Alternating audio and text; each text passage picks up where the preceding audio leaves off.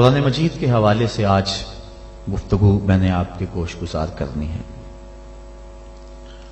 اللہ تعالیٰ جل شانہ کے محبوب علیہ السلام کے سینے پہ اترنے والی کتاب قرآن مجید وہ بابرکت کتاب ہے جس کا ایک ایک حرف نور اور روشنی سے بھرا ہوا ہے۔ اس کتاب میں ہدایت ہے اور اس کو کتاب ہدایت بھی کہا گیا، رشد و ہدایت کا سرچشمہ ہے۔ اس کتاب سے وابستگی اختیار کرنے والے دنیا کے اوپر سرخرو ہوتے ہیں۔ حضرت سیدنا علی المرتضیٰ رضی اللہ تعالی عنہ فرماتے ہیں کہ حضور قرب قیامت کا تذکرہ ارشاد کر رہے تھے۔ میں نے عرض کی حضور قرب قیامت کے فتنوں سے پھر بچنے کی صورت کیا ہوگی؟ تو فرمایا اللہ کی کتاب قرآن مجید، جو اس سے لپٹ گیا وہ بچ گیا، اور جس نے قرآن سے ہدایت ڈھونڈی اس کو ہدایت مل گئی، اور جس نے قرآن کے علاوہ کسی اور جگہ سے ہدایت ڈھونڈنا چاہی اللہ اس کو گمراہ کر دے گا۔ تو یہ قرآن ہدایت کا سرچشمہ ہے، روشنیوں کا منبع ہے۔ اس کا ایک ایک حرف، ایک ایک لفظ صداقتوں پہ مشتمل ہے۔ دنیا کی کوئی کتاب ایسی نہیں جس کے بارے میں یہ دعویٰ کیا جا سکے کہ اس میں غلطی کا امکان نہیں۔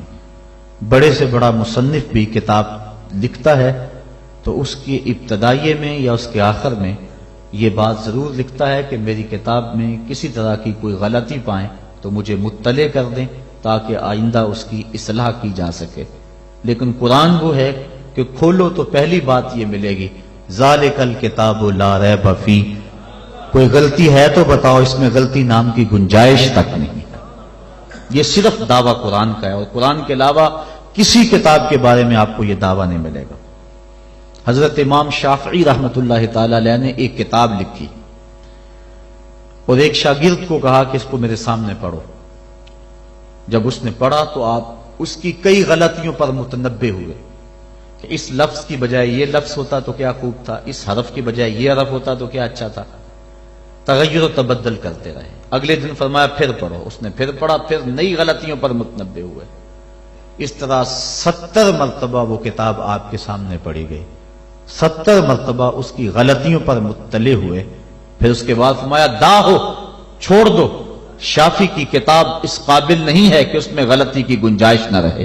یہ اعزاز صرف اللہ کی کتاب قرآن مجید کو حاصل ہے کہ اس میں غلطی کی گنجائش اور غلطی کا امکان موجود نہیں ہے۔ یہ صرف کتاب اللہ ہے قرآن مجید کہ جس میں غلطی کا امکان تک نہیں ہے۔ اور دنیا کے بڑے بڑے دانشور، دنیا کے بڑے بڑے ادیب، شاعر، ان کو بطور تحدی یہ کہا گیا اگر اس کتاب میں تم شک پاتے ہو جو ہم نے اپنے بندہ خاص پہ نازل کی تو اس کی مثل ایک صورت ہی لا کے دکھاؤ۔ تو پھر آج تک کوئی نہیں لا سکا، ممکن ہی نہیں ہے۔ ممکن ہوتا تو کوئی ضرور محنت کرتا۔ الاتقان فی علوم القرآن کے اندر امام سیوطی لکھتے ہیں اگر قرآن کی مثل لایا جانا ممکن ہوتا تو بدر اور احد کی لڑائیاں نہ ہوتی۔ سیدھی سی بات تھی کہ قرآن کی مثل لے آتے، لیکن قرآن کی مثل ممکن ہی نہیں۔ اگر کوئی نظم جوڑنے کی کوشش بھی کرے تو وہ بے تکے لفظ ہوں گے۔ قرآن کی معنویت اور قرآن کی عظمت کو کوئی چھو بھی نہیں سکتا۔ جس طرح کہ پچھلے دنوں کے اندر ڈاکٹر شروش نے الفرقان الحق کے نام سے 7 سال کی محنت سے ایک کتاب تیار کر کے دعویٰ کیا کہ میں نے قرآن کے مقابلے میں یہ کتاب لوگوں کو پیش کی ہے۔ یہودی لابی اس کتاب کے فروغ کے لیے کروڑوں ڈالر صرف کر رہی ہے۔ انٹرنیٹ پہ وہ کتاب آپ کو دستیاب ہوگی۔ میں نے بھی اس کی پہلی سورت جس کا نام اسے رکھا ہے سورۃ البسم اللہ، اس کو دیکھا ہے تو مجھے متنبی یاد آ گیا۔ متنبی نے بھی کسی دور میں کوشش کی تھی قرآن کا مقابلہ کرنے کی، اور قرآن مجید کی ایک بڑی معروف سورت ہے القاریہ مل قاریہ وما ادراک مل قاریہ، کھڑکھڑانے والی، کانوں کے پردوں کو چیر دینے والی وہ گونج اور وہ گرج اور وہ آواز، انسان سراپا حیرت ہے۔ پھر کہا مل قاریہ، وہ کڑک کیا ہے؟ انسان پھر بھی سر جھکائے ہوئے، سمجھ، ہوش، خرد، فہم و ادراک سے بالا ہے۔ پھر کہا وما ادراک مل قاریہ، اپنے علم پہ ناز کرنے والے انسان تجھے کیا پتا کہ وہ قاریہ کیا ہے۔ یہ ہے قرآن کا اسلوب۔ اب متنبی نے بھی کوشش کی، اب وہ کہتا ہے الفیل ملفیل وما ادراک ملفیل، اور کہتا ہے میں قرآن کا مقابل لے آیا۔ فیل عربی میں ہاتھی کو کہتے ہیں۔ اب القاریہ ایک چیز رکھی گئی، کھڑکھڑانے والی، کانوں کے پردے کو چیر دینے والی۔ اب نہ اس کو کسی نے سنا، نہ اس کا کوئی تصور دماغ میں لا سکتا ہے، انسان حیرت میں ڈوب گیا۔ پھر دوسرا سوال اس کے اوپر وارد ہوتا ہے، مل قاریہ، حیرت ختم نہیں ہوتی۔ پھر کہا وما ادراک مل قاریہ، اور پھر بتایا اس دن انسان پتنگوں کی طرح زمین پہ بکھرے ہوئے پڑے ہوں گے، کوئی کسی کا کوئی پرسان حال نہیں ہوگا، اللہ تعالیٰ پورے قہر و جلال میں ہوگا، اور اللہ تعالیٰ پوچھے گا این المتکبرون، تکبر کرنے والے کہاں ہیں؟ تو اس وقت کوئی سر نہیں اٹھا سکے گا۔ پھر اللہ فرمائے گا این الملوک، بادشاہ کہاں ہیں؟ تو کوئی سر نہیں اٹھائے گا۔ پھر کہے گا انا المالک، میں بادشاہ ہوں، تکبر مجھے زیبا ہے۔ تو وہ اس دن کا نقشہ کھینچا گیا ہے۔ تو القاریہ مل قاریہ وما ادراک مل قاریہ، یہ سوال در سوال ہوتا چلا جا رہا ہے۔ اب ذرا متنبی کی بے تکی بات دیکھی، الفیل، فیل عربی میں ہاتھی کو کہتے ہیں۔ جب کہہ دیا الفیل بات ختم ہوگی۔ پھر کہتا ہے مل فیل، ہاتھی کیا ہے؟ فیل کہنے سے بات سمجھ میں آ گئی کہ ہاتھی ہے۔ پھر کہتا ہے مل فیل، سوال بنتا ہی نہیں۔ لیکن پھر اس کے بعد کہتا ہے وما ادراک مل فیل، تم کیا جانو کہ ہاتھی کیا ہے؟ بچہ جانتا ہے کہ ہاتھی کیا ہے۔ لفظ تو جوڑنے بیٹھ گیا، لیکن معنویت کہاں سے لائے؟ تو کہا قرآن کی مثل تم لانے کی استطاعت ہی نہیں رکھتے ہو، تیرے سامنے یوں دبے لچے فصحا عرب کے بڑے بڑے، کوئی جانے کے منہ میں زبان نہیں جسم میں جان نہیں۔ 7 مہینے تک کعبے کی دیوار سے سورہ کوثر لٹکی رہی تھی، اور عرب کے بڑے بڑے شاعر اور ادیب اور قصیدہ نگار قرآن کی مثل لانے سے قاصر رہے۔ اور پھر ایک نے آگے اپنی طرف سے یہ جملے لکھا تھا انا اعطینک الکوثر فصل لربک وانحر ان شانئک ھو الابتر۔ اس نے آگے لکھا ما ھذا کلام البشر، یہ کسی بشر کا کلام نہیں، ورنہ اس کا مقابلہ ہم ضرور لاتے۔ دور دراز سے ایک شاعر آیا، اس نے دیکھا، اشش کر اٹھا، لیکن جب اس چوتھے جملے پہ آیا تو حیران ہو گیا۔ اس نے چوتھے جملے پہ لکیر کھینچی اور آگے لکھا ولیکن ھذا کلام البشر، یہ پہلے 3 کسی بشر کے نہیں، چوتھا کسی بشر کا ہی ہے۔ یہ قرآن کا اعجاز ہے کہ قرآن کی مثل کا لایا جانا ممکن نہیں ہے۔ قرآن کی اخبار و اخبار غیبیہ، قرآن نے جو کہا اس کی صداقتیں حرف بحرف ثابت ہو رہی، بلکہ اس دور میں اللہ تعالیٰ نے قرآن مجید میں ارشاد فرمایا تحویل قبلہ کے متعلق، سیقول السفہاء من الناس ما ولاہم عن قبلتہم التی کانوا علیہا، ان قریب بے وقوف کہیں گے کہ تمہیں قبلے سے کس نے پھیر دیا۔ یہ قرآن نے خبر دی، اور یہ اعتراض یہودیوں نے اٹھانا تھا۔ اب قرآن نے کہا ان قریب بے وقوف کہیں گے کہ تمہیں قبلے سے کس نے پھیر دیا۔ پہلے بیت المقدس کی طرف منہ کر کے نماز پڑھتے تھے، اب کعبۃ اللہ کی طرف منہ کر کے نماز پڑھتے ہو، تو کس نے پھیرا، کیوں تم اس سے پھر گئے؟ یہ اعتراض کریں گے۔ یہ اللہ تعالیٰ نے قرآن مجید میں بیان فرمایا۔ اب انہوں نے ابھی اعتراض کیا نہیں، ابھی اعتراض کریں گے۔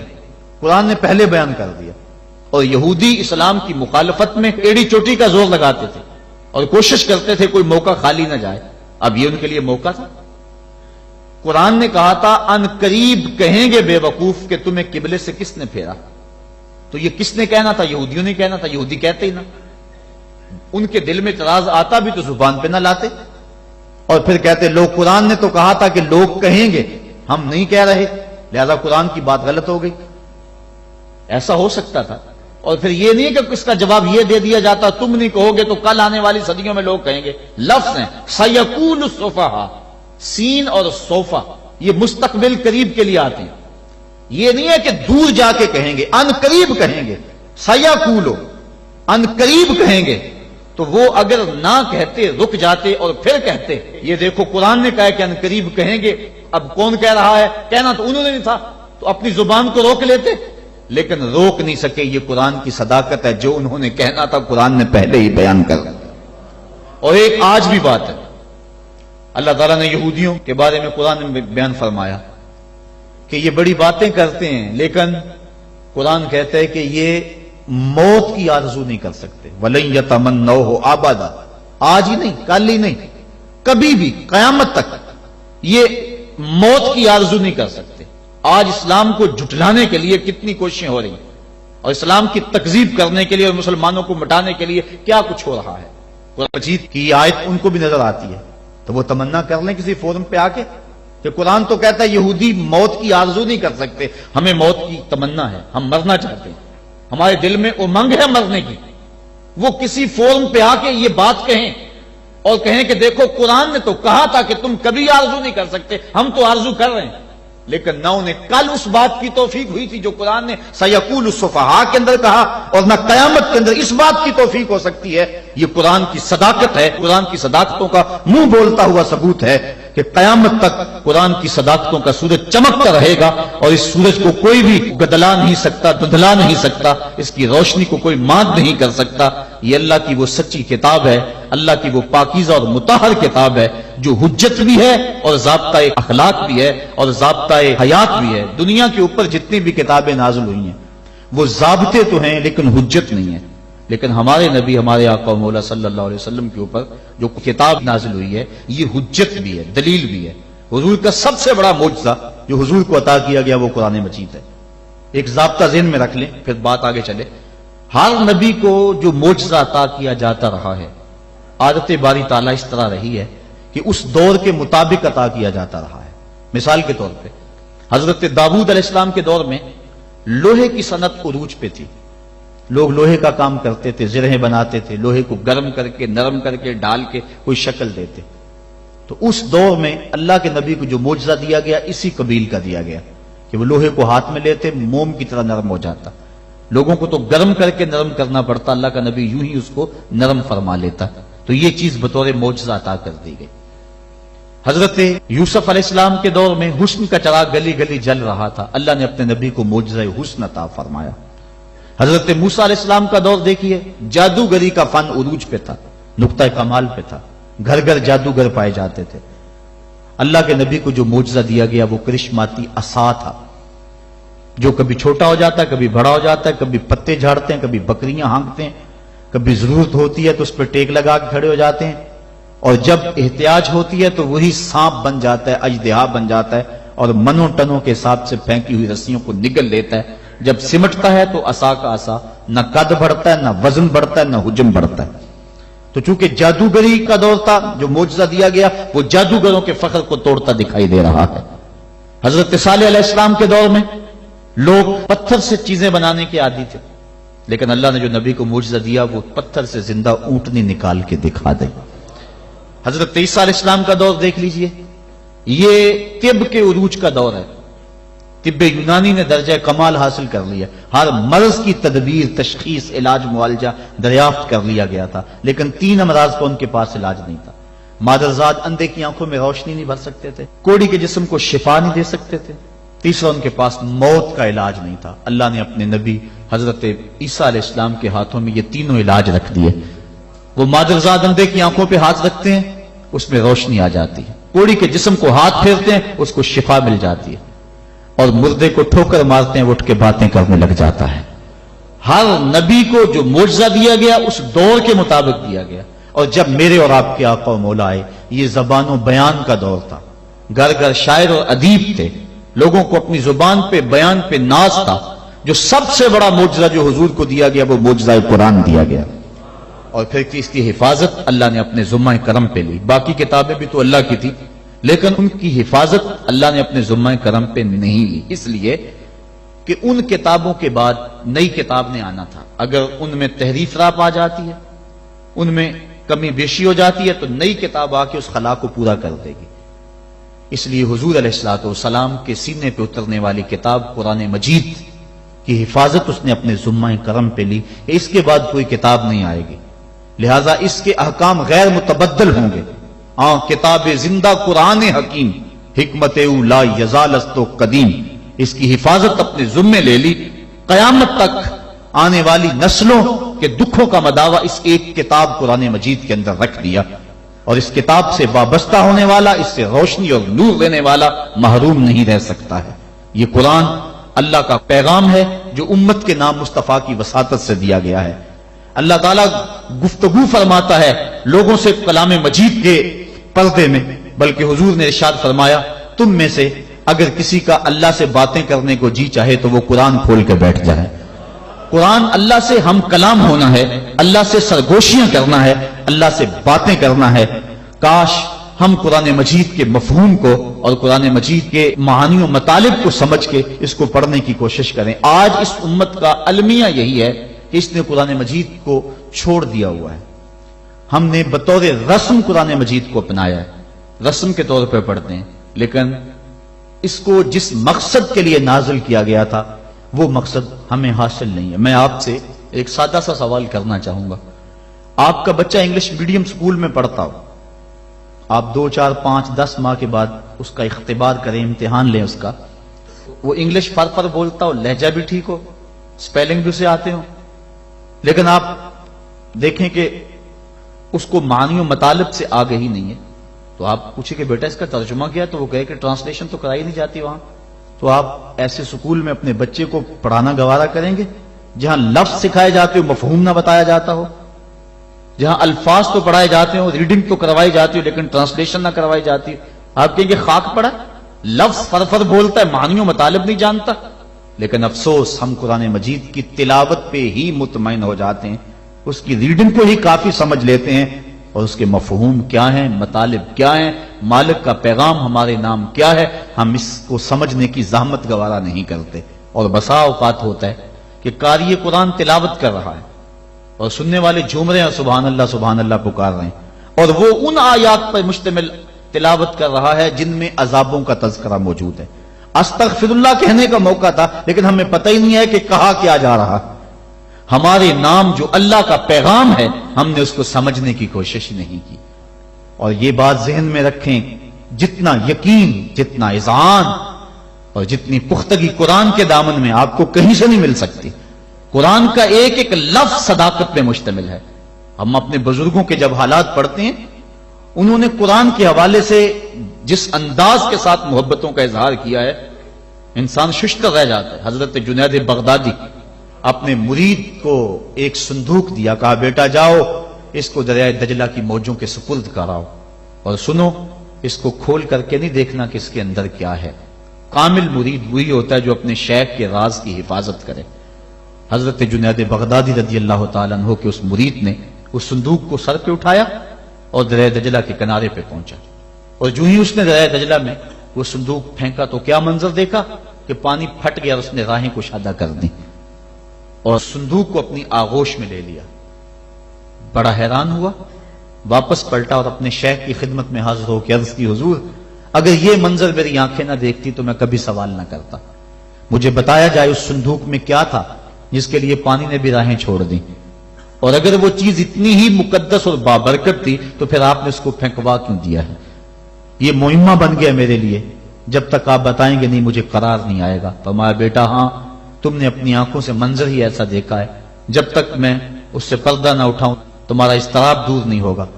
کہا سنو، میں نے 12 سال کی محنت شاقہ سے تصوف کے رموز و غوامض اور اسرار پر ایک کتاب لکھی تھی، اور پھر 12 سال میں اس کی نوک پلک سنوارتا رہا کہ اس کا کوئی جملہ شریعت کے مزاج سے ہٹ کر نہ لکھا گیا ہو، اور پھر 12 سال میں سوچتا رہا اس کتاب کو لوگوں تک پہنچاؤں کہ نہ پہنچاؤں۔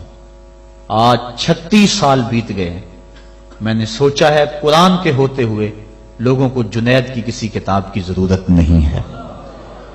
یہ وہ کتاب تھی جو میری 36 سال کی کمائی تھی، میں نے دریا برد کر دی ہے کہ قرآن کے ہوتے ہوئے لوگوں کو جنید کی کسی کتاب کی ضرورت نہیں ہے۔ اتنی کافی ہے، اتنی وافی ہے، شفا دیتی ہے، روشنی بانٹتی ہے، نور دیتی ہے، ایک ایک حرف صداقتوں پہ مشتمل ہے۔ اس کے ہوتے ہوئے اللہ اکبر، قرآن بھی کہہ رہا ہے فَبِأَيِّ حَدِيثٍ بَعْدَهُ يُؤْمِنُونَ، قرآن کے بعد اب کس کا انتظار کر رہے ہو؟ اور آقا کریم صلی اللہ علیہ وآلہ وسلم نے بھی ارشاد فرمایا انی تارکن فیکم الثقلین کتاب اللہ حبل ممدود من السماء الی الارض وسنت نبیہ، میں تمہارے اندر 2 چیزیں چھوڑے جا رہا ہوں، مضبوطی سے تھام لو، کبھی گمراہ نہیں ہوگے، ایک اللہ کی کتاب اور ایک نبی کی سنت۔ کتاب دین کی تھیوری ہے اور سنت اسلام کا پریکٹیکل ہے۔ اگر کسی نے تھیوری دیکھنی ہے تو قرآن کو دیکھ لے، اگر پریکٹیکل دیکھنا ہے تو نبی کی زندگی کو دیکھ لے۔ حضرت ام المومنین حضرت عائشہ صدیقہ رضی اللہ تعالی عنہا فرماتی ہیں کان خلقہ القرآن، قرآن حضور کے اخلاق کا ہی نام تھا، حضور کے خلق کو دیکھنا ہو تو قرآن کو دیکھ لو، قرآن کا عملی ثبوت دیکھنا ہو تو مصطفیٰ جان رحمت کو دیکھ لو۔ تو قرآن ہماری ضروریات کی کفالت کرتا ہے۔ کاش کہ ہم اس کو اس نظر سے دیکھیں جس نظر سے دیکھنے کا تقاضا اس قرآن کا ہے۔ ہم نے اس کو طاقوں میں سجا لیا، اس کے اوپر ریشمی غلاف چڑھا لیے، اس کو خوشبو لگا لی، اس کے اندر مور کے پر رکھ لیے، اور اس کو ہم نے اونچی جگہ پر رکھا، ہم نے اس کے نام کی قسمیں بھی کھائیں، لیکن قرآن مجید کے نزول کا جو بنیادی مقصد ہے وہ ہم حاصل نہ کر پائے۔ اس بات کا انکار نہیں ہے کہ قرآن مجید کی تلاوت کر کے مرنے والوں کی روح کو اصال ثواب کیا جائے تو ان کی قبر میں نور اترتا ہے، اس کے شواہد موجود ہیں، اس بات کا بھی انکار نہیں۔ قرآن مجید کے الفاظ دم کر کے کسی کو پانی پلائیں تو اس کی بیماریاں صاف ہوتی، اس کا بھی انکار نہیں کیا جا سکتا کہ قرآن مجید کے نور کے مقابلے میں کوئی ناری مخلوق، کوئی جن بھوت، کوئی ایسی چیز نہیں ٹھہر سکتی۔ اس بات کا انکار بھی نہیں کہ اپنے گھر میں، اپنی دکان پہ، اپنے مکان پہ، اپنی فیکٹری میں قرآن مجید کی تلاوت کرو، وہاں برکت ہوگی، رزق میں فراوانی ہوگی، فرشتوں کی قطاریں لگ جائیں گی، رحمت کا نزول ہوگا، اس کا بھی انکار نہیں ہے۔ لیکن بات یہ ہے قرآن مجید کے نزول کا یہ بنیادی مقصد نہیں ہے۔ قرآن مجید نازل اس لیے نہیں ہوا۔ علامہ اقبال نے بڑی خوبصورت اور ستھری تنقید کی ہے، وہ کہتے ہیں بندے صوفی و ملا اسیری حیات از حکمت قرآن گیری بآیاتش ترا کار جزی نیست یا یاسین او آساں بمیری۔ وہ کہتے ہیں تو صوفی اور خشک ملا کے ایسے پھندے میں پھنسا کہ تو نے قرآن سے زندگی تلاش نہیں کی، تجھے قرآن کی آیتوں سے صرف اتنا ہی کام ہے جب مرتے ہوئے تیرے بوڑھے کی روح اٹک جائے تو سورہ یاسین پڑھ کے اس کی روح کو آسانی سے نکالنے کے لیے قرآن کو ہاتھ میں لیتا ہے۔ اقبال کہتا ہے اس بات کا انکار نہیں کہ سورہ یاسین سے روح آسانی سے نکلتی ہے، لیکن نقطہ نظر یہ ہے اقبال کا کہ تو نے قرآن سے ڈھونڈا تو موت کو ہی ڈھونڈا، قرآن سے بھی تلاش کیا تو مرنے کو ہی تلاش کیا۔ جس قرآن سے تو نے مرنے کو تلاش کر لیا، کاش اس قرآن سے تو جینا بھی سیکھ لیا ہوتا۔ جس قرآن سے تو نے مرنے کی سہولت ڈھونڈ لی، اس سے جینے کا سلیقہ بھی سیکھ لیا ہوتا، اس سے جینے کی سہولت بھی سیکھ لی ہوتی۔ ہم نے قرآن سے بھی جو ہے وہ موت کو ہی تلاش کرنا چاہا۔ آؤ قرآن کے دامن میں جو روشنیاں ہیں، قرآن کے دامن میں جو زندگیاں ہیں، قرآن کے حرف حرف کے اندر جو حیات کے اصول رکھے گئے ہیں، جینے کے جو ڈھب اور طریقے سکھائے گئے ہیں، ان سے ہم روشنی اور نور حاصل کر کے اپنی زندگی کو سنوار لیں۔ قرب قیامت کے فتنوں کا تذکرہ کرتے حضور نے ارشاد فرمایا لا یبقى من القرآن الا رسمہ ولا یبقى من الاسلام الا اسمہ مساجدہم عامرۃ وہی خراب من الہدی۔ ایک وقت آئے گا کہ اسلام صرف نام کا رہ جائے گا، قرآن صرف رسم کے طور پہ پڑھا جائے گا، اور مسجدیں زیب و زینت کے لحاظ سے تو آباد ہوں گی لیکن ہدایت کے نور سے خالی ہوں گی۔ کیا آج وہ وقت آ نہیں گیا کہ ہم قرآن کو صرف رسم کے طور پہ پڑھ رہے ہیں؟ قرآن مجید کے مفاہیم و مطالب سے ہمیں آگہی ہی نہیں ہے، اس پر عمل کرنے کی ہماری کوششیں ہی نہیں ہیں، ہم اپنی زندگی، اپنے معاشرتی نظام کو قرآن کے مطابق ڈھالنے کی کوشش میں لگتے ہی نہیں ہیں۔ کاش کہ یہ معاشرہ قرآنی معاشرہ ہو جائے، پھر زندگی کے سارے دکھ ختم ہو جائے اور زندگی میں بہاریں آ جائیں۔ یہ زندگی کے سارے دکھ، یہ زندگی کی ساری مصیبتیں اس لیے ہیں کہ ہم قرآن سے ہٹے ہوئے ہیں۔ قرآن کے دامن سے لپٹ جائیں، زندگی میں رونق آ جائے، زندگی میں بہاریں آ جائیں، ہر سمت محبتوں کے پھول کھل اٹھے اور نفرتوں کے کانٹے خود بخود ہی ختم ہو جائے اگر ہم قرآن پہ آ جائیں تو۔ لیکن ہم نے قرآن کو بطور رسم اپنایا، لا یبقى من القرآن الا رسمہ، قرآن کو رسم کے طور پہ ہم پڑھ رہے ہیں، ورنہ یہ قرآن تو مردہ دلوں میں زندگی کی روح پھونکنے والا ہے۔ وہ جو قتل کرنے کے منصوبے تیار کر کے گھر سے نکلتے ہیں اور ہاتھ میں تلوار لیتے ہیں، آج بانی اسلام کا کلا کما کر دیں گے۔ سورہ طٰہٰ کی ابھی چند آیتیں ان کے کانوں میں پڑتی ہیں تو ان کے سارے پروگرام بدل کے رہ جاتے ہیں۔ جو بانی اسلام کے چراغ کو گل کرنے کے عزم لے کر گھر سے نکلتے ہیں، گلے میں پٹکا ڈالا ہوا ہے اور اپنے بہنوئی کے ہاتھ میں دیا ہے، کہا مجرم بنا کے حضور کی خدمت میں پیش کر دو۔ یہ قرآن کی تاثیر تھی، اور پھر قرآن ان کے اوپر ایسا اترا کہ پھر ان کی زبان سے قرآن کا جو نغمہ پھوٹا، لوگوں کی تقریر پلٹتا چلا گیا۔ حضرت عمر فاروق کا دور ہمایوں ہے، مسجد نبوی میں عورتیں بھی نماز پڑھتی ہیں، مرد بھی نماز پڑھتے ہیں۔ مرور زمانہ اور فتنے کے اندیشے سے حضرت عمر فاروق کے دور میں عورتوں کو مسجد میں باجماعت نماز پڑھنے آنے سے منع کیا گیا تھا، ورنہ پہلے مردوں کی صفیں، پھر بچوں کی، پھر خنسا، اور پھر اس کے بعد عورتوں کی صفیں ہوا کرتی تھی۔ حضرت عمر فاروق کے دور میں جو ہے وہ کچھ دور گزرنے کے بعد اس کی ممانعت ہوئی۔ آپ کا دور ہمایوں میں مسجد میں عورتیں بھی نمازیں پڑھنے آتی ہیں اور مرد بھی۔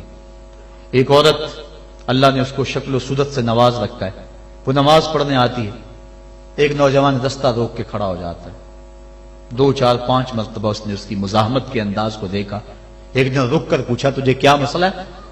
اس نے اپنے قلب کی خواہش کا اظہار کیا کہ میں تیرا متوالا ہوں، چاہنے والا ہوں، تیری ایک ایک ادا پہ 100 جان سے قربان ہونے کے لیے تیار کھڑا ہوں۔ اس نے کہا میری ایک شرط پوری کر دے، میں تیری ہر خواہش، تیری ہر بات مانوں گی۔ اس نے کہا جلدی کہو، میں تمہارے لیے آسمان سے تارے بھی توڑ لاؤں گا۔ اس نے کہا میری کوئی لمبی خواہش نہیں ہے، ایک ہی میری آرزو ہے، 40 دن تک عمر فاروق رضی اللہ تعالیٰ عنہ کے پیچھے نمازیں پڑھ لو، اس کے بعد جو کہو گے میں ماننے کے لیے تیار ہوں۔ تو اس نے کہا یہ کون سی مشکل شرط رکھ دی، یہ تو بڑا آسان ہے، اگر اس سے تو مل جاتی ہے تو میرے لیے 40 دنوں کی نمازیں کہہ رہی ہے، میں تو 40 سال بھی گزارنے کو تیار تھا۔ خیر 40 دن مسلسل نمازیں چلتی رہیں۔ جب 40ویں دن کی آخری نماز پڑھ کے وہ نوجوان واپس جا رہا ہے، اسی جگہ پہ عورت حسب وعدہ کھڑی ہے، یہ نظر جھکا کے گزرنے لگا۔ اس نے کہا میں وعدے کے مطابق کھڑی ہوں۔ کہا اب تیری ضرورت نہیں رہی، عمر نے دل کا تعلق رب سے جوڑ دیا۔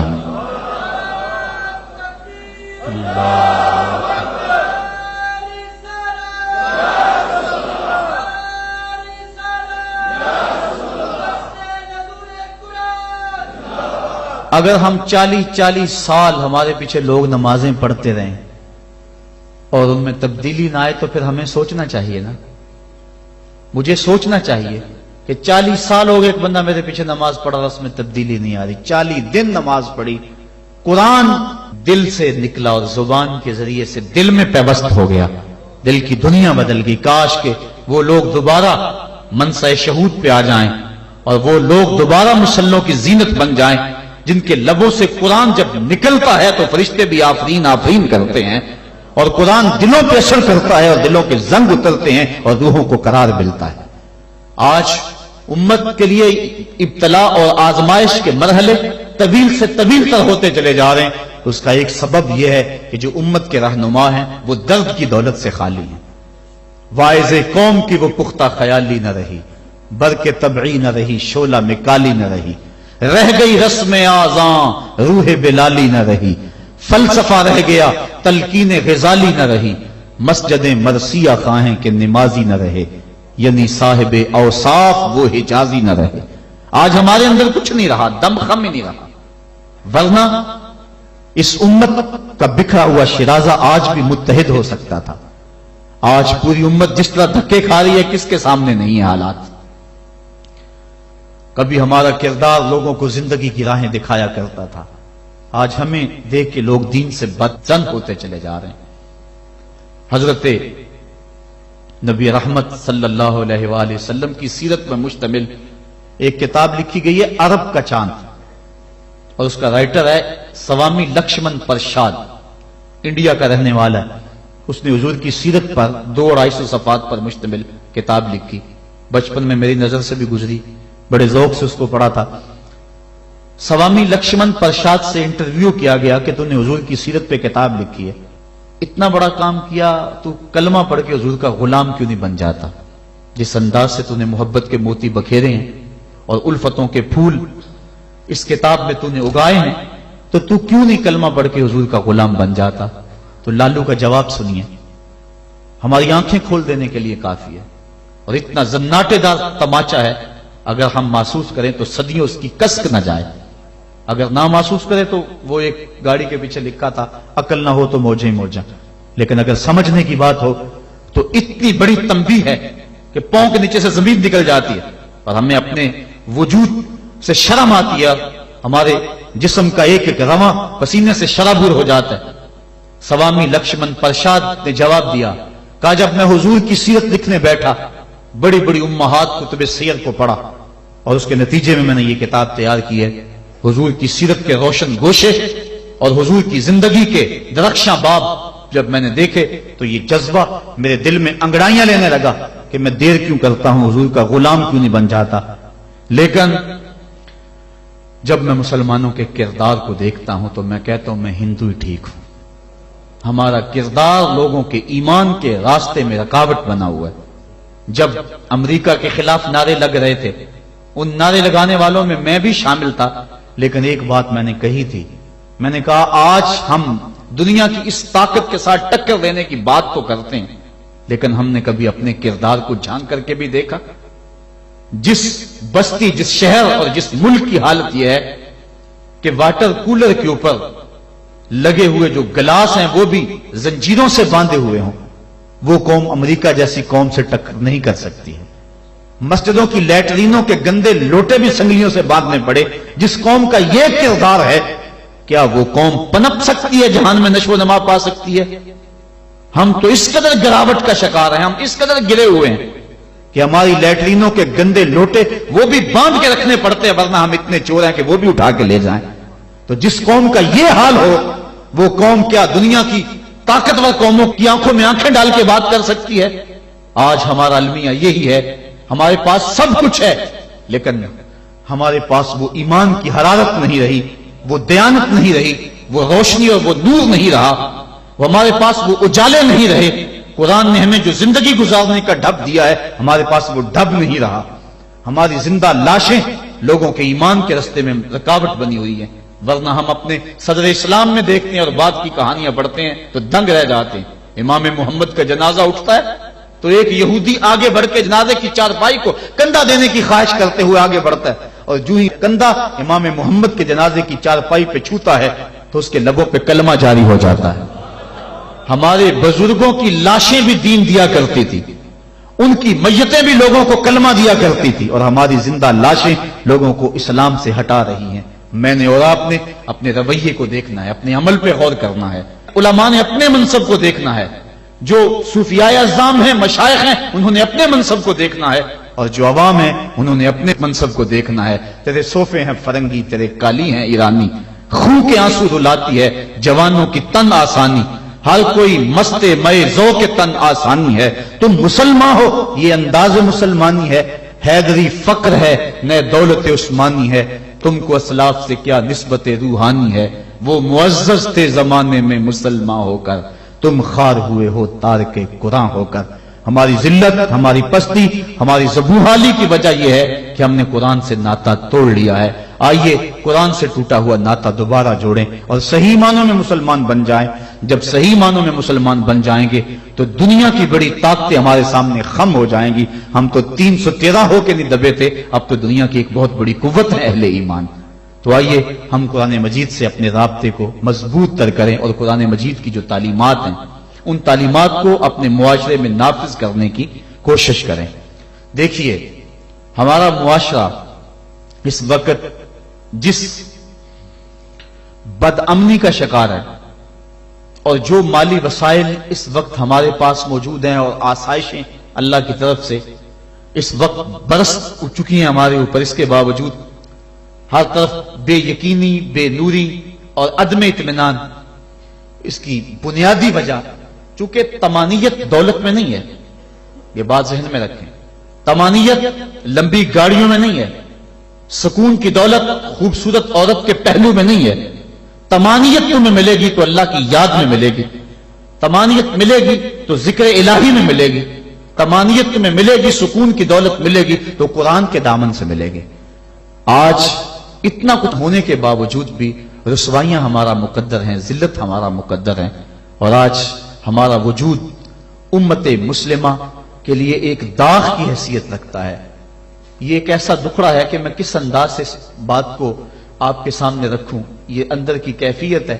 اللہ تعالیٰ اس امت کو کھویا ہوا وقار عطا کر دے اور ہم اس جگہ پہ آ جائیں جس جگہ سے ہٹ کے ہم چلے گئے ہیں۔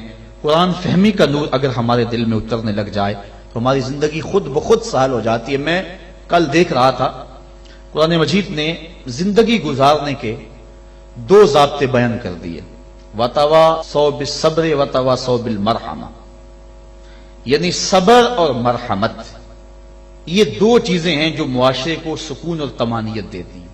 یعنی معاشرے میں دو طرح کے طبقے ہیں. ایک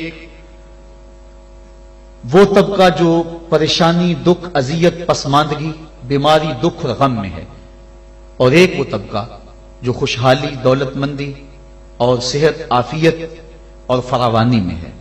اب دونوں کی ذمہ داریاں قرآن نے بیان کر دی. اگر ہم اس پہ آ جائیں اور قرآن کی اس تعلیم کو سامنے رکھ کے اپنے معاشرے کی راہیں درست کرنا شروع کر دیں تو ہمارا معاشرہ جنت بن جائے. جو بیمار ہے، پریشان حال ہے، دکھی ہے، اس کو قرآن تاکید کرتا ہے تو صبر کر. اور جو خوشحال ہیں، دولت مند ہیں، صحت عافیت سے مالا مال ہیں، ان کو قرآن تاکید کرتا ہے تم رحم کھاؤ. اور اگر مصیبت زدہ صبر کی کوشش شروع کر دے، اور جس کے پاس دولتوں کی، عافیتوں کی، صحت کی فراوانی ہے، وہ دوسروں کے دکھ بانٹنا شروع کر دے، تو آپ بتائیں کہ معاشرے کے اندر کتنا حسن پیدا ہو جائے. لیکن ہم نے کبھی اس نظر سے دیکھا ہی نہیں. عید الفطر کے موقع پہ پچھلے سال اس پر مفصل گفتگو کی تھی. جو احباب وہاں موجود تھے انہیں یاد ہوگا کہ ہماری عید کیا ہوتی ہے. ایک طرف تو خوشیوں کے گہوارے ہیں اور دوسری طرف غم کے اندھیرے ہوتے ہیں اور ہم عید منا رہے ہوتے ہیں. ہماری عید جو ہے وہ غریبوں کو، پسماندہ لوگوں کو، پریشان، دکھی اور بیماروں کو، ان کو اپنی خوشیوں میں شامل کرنے کا نام حقیقی عید یہ ہے. اپنی خوشیوں کو خرید لینا اور اپنی خوشیوں کا متوالا ہو جانا یہ ایک مومن کا مزاج نہیں ہے. وہ دوسروں کو ساتھ لے کے چلتا ہے. عید کے دن کلیجہ پھٹتا ہے جب ایک طرف امیر کا بگڑا ہوا بچہ گولڈن سیب کا ایک کونا کاٹ کے دوسرا کتے کے آگے ڈال رہا ہوتا ہے، اور دوسری طرف بیوہ کا غریب بچہ چھابڑی لگا کے آلو چھولے بیچ رہا ہوتا ہے. بچوں کے جذبات تو ایک جیسے ہوتے ہیں، وہ ایک طرح سے سوچتے ہیں. ہر بچہ بچپن میں بادشاہ ہوتا ہے. اگر امیر کا بچہ کھیلنے کو چاند مانگتا ہے تو یہ آرزو غریب کے بچے کی بھی ہوتی ہے. یہ عید کے دن بھی تفریق ہم نہیں مٹا سکتے. میں نے کرن نامی اس عورت کی مثال دی تھی کہ جس نے اپنے مزدور باپ سے کانچ کی چوڑیاں مانگی اور وہ کانچ کی چوڑیاں بھی فراہم نہ کر سکا تو اس نے خودکشی کر لی. بچی کی عمر 7 سال تھی. کیا وہ معاشرے کے کندھوں کے اوپر بوجھ نہیں ہے؟ اگر ہمسایہ بھوکا سو جائے تو نماز قبول نہیں ہوتی. اور آقا کریم نے تو یہاں تک فرمایا اپنے گوشت کی خوشبو سے ہمسائے کو تکلیف نہ دو. یا تو تھوڑا سا پانی زیادہ ڈال لو اور شوربے ایک پیالی ہمسایوں کے گھر بھی بھیج دو. اور اگر ایسا نہیں کر سکتے تو ایسے وقت میں وہ گوشت پکاؤ کہ ہمسائے کے بچے اگر مچل پڑے اور انہوں نے ضد کر لی اور غریب باپ ان کی ضد کو پورا نہ کر سکا تو ان کے دکھوں کا مداوع کس کے پاس ہے؟ یہ شریعت کا مزاج ہے. عید کے دن، عید کی رات جو موانست کی رات ہے، جو محبتوں کی رات ہے، دکھ لوگوں کے بانٹنے کی رات ہے، وہاں بے چراغ گھروں کا رخ کرو. اور جن کے گھروں کے اندر سکون اور طمانینت نام کی کوئی چیز نہیں ہے، جن کے گھر کے اندر خوشی نام کی کسی چیز کا بسیرا نہیں ہے، عید کے دن وہ دکھی گھر ڈھونڈو اور محبتیں جا کے ان گھروں میں تقسیم کرو. اور عید کی خوشیوں میں اگر ان کو شامل کر لیتے ہو تو یہ قرآن کا مزاج ہے. وَتَوَاصَوْا بِالصَّبْرِ وَتَوَاصَوْا بِالْمَرْحَمَةِ. ایک طبقہ جو ہے وہ بھی واویلا نہ کرے، دکھ آ جائے تو دکھ کو برداشت کرے. اللہ دکھ پر صبر کرنے پر بھی اجر رکھا ہوا ہے. ایک خاتون حضور کی خدمت میں حاضر ہوئی، حضور مرگی کے دورے پڑتے ہیں تو میرے لیے دعا کرو کہ میں جب گرتی ہوں تو میرا سطر بھی کھل جاتا ہے. تو آقا کریم نے فرمایا اگر تو کہے تو میں دعا کر دوں، اور اگر تو صبر کر تو تجھے اللہ جنت عطا فرمائے گا. اس نے عرض کی حضور مجھے جنت والا سودا قبول ہے، مجھے یہ مرگی کے دورے پڑتے رہیں لیکن صبر کروں گی جنت مجھے مل جائے. لیکن اتنا ہے کہ عورت ذات جب گرتی ہوں تو پردہ کھل جاتا ہے. یہ آرزو ہے کہ پردہ سطر نہ کھلے. فرمایا ہاں سطر نہیں کھلے گا لیکن مرگی کے دورے بدستور موجود رہیں گے. آقا کریم نے اس کو جنت کی بشارت دی. یہ تھے وہ لوگ جن کا اللہ پہ یقین تھا. جنت کے وعدے پہ اطمینان ہے اور جنت کے وعدے پر اپنی بیماری کو قبول کر رہے ہیں. ہم تھوڑا سا دکھ جھیلتے ہیں تو واویلا مچا دیتے ہیں. قرآن نے دونوں کو جو ہے وہ آئینہ دکھایا اور رستہ بتلایا کہ جو محروم طبقے ہیں، غریب طبقے ہیں، دکھی طبقے ہیں، وہ صبر کا دامن نہ چھوڑے، وہ اپنی غربت کو تماشا نہ بنائیں. اور دوسری طرف جن کو دولت کی فراوانی دی گئی ہے، جن کو صحت و عافیت دی گئی ہے، وہ اپنے عافیت قدوں میں بیٹھ کے عید کی خوشیاں نہ منائیں بلکہ وہ ان لوگوں تک پہنچے جو دکھی ہیں، جن کے گھروں کے چراغ بجھے ہوئے ہیں، جن کے گھر کے اندر روشنی نام کی چیز کوئی نہیں، جس کے گھر کے اندر سے ضیائیں اور خوشیاں روٹھ گئی ہیں، وہ ان کی خوشیاں ان کے گھر کی دہلیز تک پہنچانے کی کوشش کریں۔ عرش کا رب بڑا مہربان ہوگا، ان کے اوپر اپنی چھم چھم رحمتوں کا نزول فرمائے گا۔ آئیے ہم عید کے روز اس عزم کا اعادہ کر کے دکھی اور مصیبت زدہ اپنے غریب رشتہ داروں کو اور اپنے معاشرے میں، اپنی گلی اور اپنے محلے میں جو دکھی لوگ ہیں ان کی اعانت کے لیے میدان میں نکلیں۔ یقیناً یہ بہت بڑی نیکی ہے۔ میں حضرت سید عائشہ صدیقہ رضی اللہ تعالی عنہا کے حوالے سے وہ روایت عرض کیا کرتا ہوں۔ ایک دن محبوب خدا کا در رحمت جوش میں آ گیا، فرمایا عائشہ جو مانگنا ہے مانگ لو۔ عرض کی حضور اگر اجازت ہو تو میں اپنے باپ سے مشورہ کر لوں۔ کہا جاؤ کر لو۔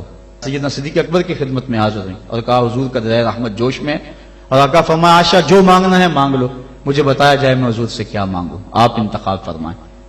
حضرت ابو بکر صدیق رضی اللہ تعالیٰ عنہ نے فرمایا کہ حضور سے کہنا کہ معراج کی رات قربت خاص میں اللہ نے آپ سے جو خاص باتیں کی تھی ان میں سے ایک بات بتا دیں۔ یہ میری ڈیمانڈ ہے، یہی میری چاہت ہے، آج یہ میں آپ سے طلب کرنا چاہتی ہوں۔ حضرت ام المومنین حاضر ہوئی۔ اللہ اکبر۔ حضور نے پوچھا عائشہ مانگو جو مانگنا ہے۔ عرض کی حضور معراج کی رات جب قربت خاص میں آپ پہنچے تھے اور آپ کے مالک نے آپ سے راز و نیاز کی کچھ باتیں کی تھی، میری آرزو ہے ان راز کی باتوں میں سے ایک بات مجھ کو بتا دیں۔ حضور مسکرانے لگے اس بات پہ کہ ابو بکر صدیق کا انتخاب کیسا ہے، اور پھر اگر وہ راز کی بات بتا دوں پھر راز راز تو نہ رہا، لیکن چونکہ وعدہ کیا ہوا تھا، فرمایا عائشہ سنو، جب میں قرب خاص میں پہنچا تو میرے مالک نے مجھ سے جو خاص باتیں فرمائیں ان میں سے ایک بات یہ تھی، اے میرے محبوب اگر تیری امت میں سے کوئی شخص کسی ٹوٹے ہوئے دل کو جوڑ دے گا تو میرے اوپر لازم ہے کہ بغیر حساب کے جنت عطا فرما دو۔ حضرت عائشہ صدیقہ رضی اللہ تعالیٰ عنہ بہت خوش ہوئی۔ حضرت صدیق اکبر نے بتایا ہوا تھا کہ جو حضور کہیں وہ مجھے ضرور بتانا ہے۔ حاضر ہوئی اور آ کے کہا آپ رونے لگے۔ کہا بات رونے والی تو نہیں ہے، بات تو خوش ہونے والی ہے۔ بسا اوقات کسی کا دل ہم جوڑ دیتے ہیں، کوئی کسی کو قرضہ دے دیا، دکھی کے کام آگے، کسی بھوکے کو کھانا کھلا دیا، یہ تو کام بن گیا، جنت کے راستے آسان ہوئے۔ کہا میں اس کو دوسرے پہلو سے دیکھ رہا ہوں، تصویر کا دوسرا رخ دیکھ رہا ہوں، میں اس کو ذرا معکوس دیکھ رہا ہوں۔ اگر کوئی کسی کا ٹوٹا ہوا دل جوڑ دے تو بغیر حساب کے اللہ کے اوپر واجب ہے کہ وہ جنت میں بھیجے گا، تو اگر کوئی کسی کا دل توڑ بیٹھے تو ہم دیکھیں کہ ہم اپنے عمل سے، اپنے رویے سے کسی کا دل تو نہیں توڑتے۔ ہم عید کی نمائش اس انداز سے تو نہیں کرتے کہ غریب کو اس کا دکھ زیادہ لگنے لگ جاتا ہے۔ وہ کسی مفکر نے کہا تھا نا کہ آپ اپنی آسائش نہ چھوڑیں، نمائش چھوڑ دیں تو غریبوں کے دکھ ختم ہو جائیں، لیکن ہم نے کبھی اس نقطہ نظر سے نہیں سوچا۔ آئیے ہم معاشرے کی اس اونچ نیچ کو ختم کرنے کے لیے عملی طور پہ کوشش کریں۔ یہ ایک اہم پیغام تھا، میں آپ تک پہنچانا چاہتا تھا۔ اس پیغام کو لے لیں، پلے باندھ لیں اور اس کو گلی گلی پہنچانے کی کوشش کریں اور معاشرے کے دکھ بانٹیں، یہی بہت بڑی نیکی ہے۔ اللہ مجھے آپ کو توفیق عمل عطا فرمائے کہ ہم اللہ کے بتائے ہوئے دین کے مطابق اور قرآن کے بتائے ہوئے رستے کے مطابق زندگی گزاریں۔